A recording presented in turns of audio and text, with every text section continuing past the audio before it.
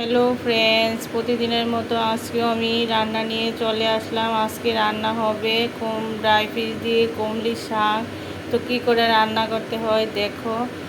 আমি আগে থেকে একটা পেস্ট বানিয়েছিলাম, এটার মধ্যে পেঁয়াজ, রসুন, লঙ্কা দিয়েছি। যে যে যার মতো ঝাল দেবে লঙ্কা।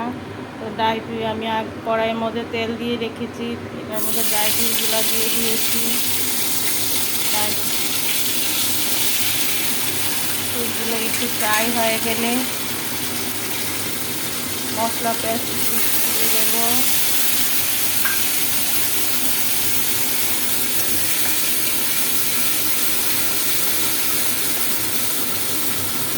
একটু হালকা ফ্রাই হয়ে গেলে তারপর কুমড়ি শাকগুলি দিয়ে দেবে।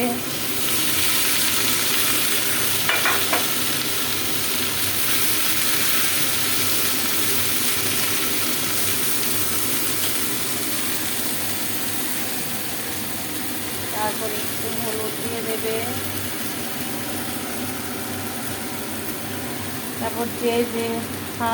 তারপর স্বাদ মতো লবণ দেবে।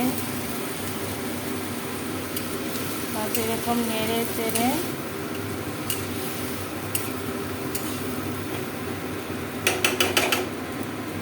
তারপর 5 মিনিটের মতো ঢাকা দিয়ে দেবে।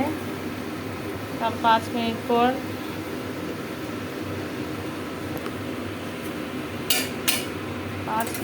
ঢাকাটা উঠিয়ে নেড়ে চেড়ে